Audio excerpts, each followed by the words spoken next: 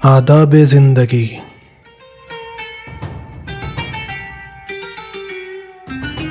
آداب خانہ داری، سفر کے احکام، لباس کے آداب اور بھی دیگر آداب جاننے کے لیے دیکھیے تہذیب الاسلام۔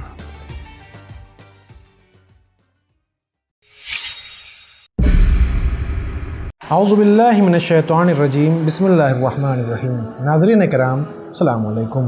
ایک مرتبہ پھر تہذیب الاسلام کے اس نئے ایپیسوڈ میں آپ سب کو خوش آمدید کہتے ہیں۔ پچھلے ایپیسوڈز میں ہم نے غسل کے آداب کے بارے میں جانا تھا۔ آج کے اس ایپیسوڈ میں 8واں باب شروع ہوتا ہے۔ اس میں ہم گفتگو کریں گے سونے جاگنے اور بیت الخلاء کے آداب کیا ہیں۔ سونے کے اوقات یاد رکھنا چاہیے کہ طلوع صبح صادق سے طلوع آفتاب تک اور مغرب و عشاء کے نماز کے درمیان اور عصر کی نماز کے بعد سونا مکروہ ہے، اور ظہر کی نماز سے پہلے گرمی کے موسم میں اور ظہر و عصر کے درمیان قیلولہ سنت ہے۔ حضرت علی ابن الحسین علیہ السلام سے منقول ہے کہ ان حضرت نے ابو حمزہ سمالی سے فرمایا کہ طلوع آفتاب سے پہلے مت سو، میں اس وقت کا سونا تیرے لیے کبھی پسند نہیں کرتا، کیونکہ حق تعالیٰ اس وقت بندوں کی روزی تقسیم فرماتا ہے، اور جو اس وقت سوتا رہتا ہے وہ روزی سے محروم رہتا ہے۔ حضرت رسول خدا صلی اللہ علیہ وآلہ وسلم سے منقول ہے کہ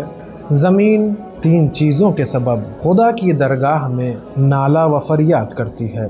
اول تو ناجائز خون سے جو اس پر گرایا جائے، دوسرے اس غسل کے پانی سے جو بدکاری کے بعد کیا جائے، تیسرے اس شخص کے سونے سے جو طلوع آفتاب کے پہلے سوئے۔ حضرت امام جعفر صادق علیہ السلام سے منقول ہے کہ صبح کا سونا منحوس ہے، روزی کم ہوتی ہے، رنگ زرد پڑ جاتا ہے، چہرہ بدصورت اور متغیر ہو جاتا ہے، اور یہ سونا اس سبب سے منحوس ہے کہ خدا تعالیٰ طلوع صبح صادق اور طلوع آفتاب کے درمیان روزی تقسیم فرماتا ہے۔ خبردار اس وقت میں کبھی مت سونا۔ یہ بھی فرمایا کہ بنی اسرائیل کے واسطے بھنے ہوئے مرغ اور تربخبین اسی وقت نازل ہوا کرتی تھی، اور جو اس وقت سوتا تھا اس کو حصہ نہ آتا تھا۔ حضرت رسول خدا صلی اللہ علیہ وآلہ وسلم نے فرمایا کہ جو شخص طلوع صبح صادق سے طلوع آفتاب تک اپنی جانماز پر بیٹھا رہے، خدا تعالیٰ اس کو آتش جہنم سے بچائے گا۔ دوسری حدیث میں اسی جانماز پر بیٹھے رہنے کا ثواب یہ بیان فرمایا کہ خانہ کعبہ کے حج کے برابر ہے، اور یہ بھی فرمایا کہ اس کے گناہ بخشے جائیں گے۔ کئی حدیثوں میں یہ تجویز بھی وارد ہوئی ہے کہ اگر نماز صبح پڑھ کر کچھ تعقیبات پڑھ لے اور پھر طلوع کے پہلے سو جائے تو کچھ مذائقہ نہیں۔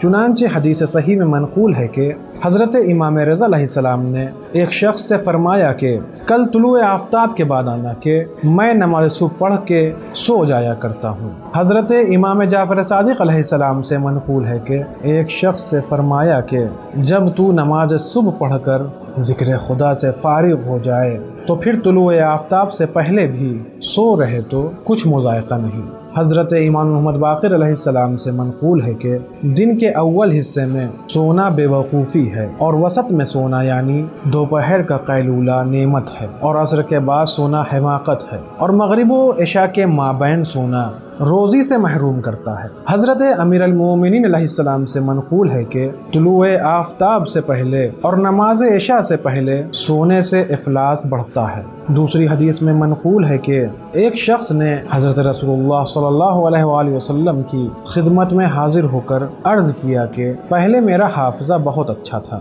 مگر اب نسیان زیادہ ہو گیا ہے۔ فرمایا آیا تو قیلولہ کیا کرتا تھا جسے اب چھوڑ دیا؟ عرض کی ہاں اے رسول اللہ۔ فرمایا کہ پھر قیلولہ شروع کر دے۔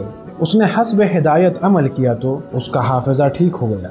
دوسری روایت میں وارد ہوا ہے کہ تم قیلولہ کرو، کیونکہ شیطان قیلولہ نہیں کرتا ہے، اور قیلولہ رات کے جاگنے اور عبادت کرنے میں بڑی مدد دیتا ہے۔ سونے سے پہلے وضو کرنا۔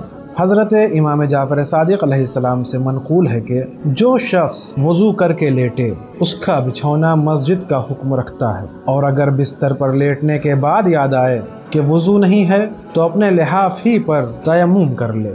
کیونکہ اگر وضو یا تیمم کے ساتھ ذکر خدا کرتے کرتے سو جائے تو اس کا سونا نماز پڑھنے کے برابر سمجھا جائے گا۔ حضرت امیر المومنین علیہ السلام سے منقول ہے کہ مسلمان کے لیے حالت جنابت میں سونا مناسب نہیں ہے اور نہ بے وضو سونا۔ اگر غسل اور وضو کے لیے پانی میسر نہ ہو تو پاک مٹی پر تیمم کر لے، کیونکہ سوتے میں مومن کی روح کو آسمان پر لے جاتے ہیں، حق تعالیٰ کی طرف سے اسے درجہ مقبولیت حاصل ہوتا ہے اور اس پر رحمت و برکت نازل ہوتی ہے۔ اب اگر اس کی اجل آ گئی تو وہیں اسے جوار رحمت میں جگہ مل جاتی ہے، ورنہ اپنے امین فرشتوں کی معرفت اس مومن کے جسم کی طرف پھر واپس بھیج دیتا ہے۔ دوسری حدیث معتبر میں منقول ہے کہ ایک دن حضرت رسول اللہ صلی اللہ علیہ وآلہ وسلم نے اپنے اصحاب سے فرمایا کہ تم میں سے کون ہے جو سال بھر پیہم روزے رکھتا ہو؟ حضرت سلمان فارسی نے عرض کی کہ یا رسول اللہ میں ہوں۔ پھر حضرت صلی اللہ علیہ وسلم نے فرمایا کہ تم میں سے ایسا کون سا ہے جو رات بھر جاگتا اور عبادت کرتا ہے؟ پھر سلمان فارسی نے عرض کی کہ یا رسول اللہ میں ہوں۔ اس کے بعد حضرت نے تمام صحابیوں سے مخاطب ہو کر تیسرا سوال کیا کہ تم میں سے ایسا کون ہے کہ جو روز مرہ ایک قرآن ختم کرتا ہو؟ سب خاموش رہے مگر سلمان فارسی نے عرض کیا کہ یا رسول اللہ میں ختم کرتا ہوں۔ یہ سن کر ایک بزرگ کو غصہ آ گیا اور اپنے دوستوں سے کہا کہ یہ فارسی ہم قریشوں پر فخر کرنا چاہتا ہے اور جھوٹ بولتا ہے۔ اکثر میں نے دیکھا ہے کہ روزے سے نہیں ہوتا اور بہت راتیں ایسی گزر گئی ہیں کہ بالکل سوتا رہتا ہے اور بہت سے دن ایسے گزر گئے کہ قرآن شریف پڑھتے دکھائی نہیں دیتا۔ حضرت نے یہ سنا تو ارشاد فرمایا کہ سلمان فارسی کی مثال لقمان سی ہے، جسے شک ہو خود اس سے سوال کر لے، وہ جواب دے دے گا۔ اس شخص نے فوراً سوال کیا۔ سلمان فارسی نے جواب دیا کہ میں ہر مہینے میں 3 دن روزے رکھتا ہوں اور حق تعالیٰ ارشاد فرماتا ہے ہر نیکی کا 10 گنا ثواب ملتا ہے، لہٰذا میرے 3 روزے 30 روزوں کے برابر ہیں، اس لیے میرا مہینے کے مہینے روزے رکھنا سال بھر کے روزوں کے برابر ہوتا ہے، بلکہ میں تو اس سے بہت زیادہ رکھتا ہوں، کیونکہ شعبان کے سارے مہینے کے روزے رکھ کے ماہ مبارک رمضان کے روزوں سے وصل کر دیتا ہوں۔ رہا رات بھر جاگنا اور عبادت کرنا، سو رات کو سوتے وقت وضو کر لیتا ہوں۔ اور حضرت رسول خدا صلی اللہ علیہ وآلہ وسلم سے سن چکا ہوں کہ حضرت جناب امیر المومنین علیہ السلام سے فرماتے تھے کہ یا علی تیری مثال میری امت میں وہی ہے جو سورہ قل هو اللہ کی قرآن مجید میں ہے، یعنی جو شخص قل هو اللہ احد کو ایک بار پڑھتا ہے اسے 1/3 قرآن مجید پڑھنے کا ثواب ملتا ہے، اور جو 3 مرتبہ پڑھتا ہے اسے پورے قرآن مجید پڑھنے کا ثواب ملتا ہے۔ اسی طرح یا علی جو تیرا زبانی دوست ہے اس کا 1/3 ایمان کامل ہے، اور جو تیرا زبانی دوست بھی ہے اور دلی دوست بھی ہے اس کا 2/3 ایمان کامل ہے۔ جو تیرا زبان سے بھی دوست ہے اور دل سے بھی اور ہاتھ سے بھی تیری نصرت کرتا ہے اس کا ایمان پورا اور کامل ہے۔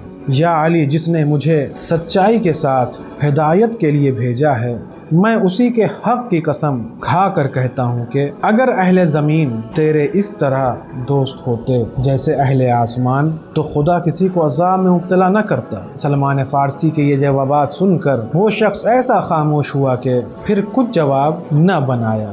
آج کے اس ایپیسوڈ میں بس اتنا ہی، انشاءاللہ اگلے ایپیسوڈ میں پھر ملاقات ہوگی، تب تک کے لیے شکریہ، خدا حافظ۔ سدرة منتهى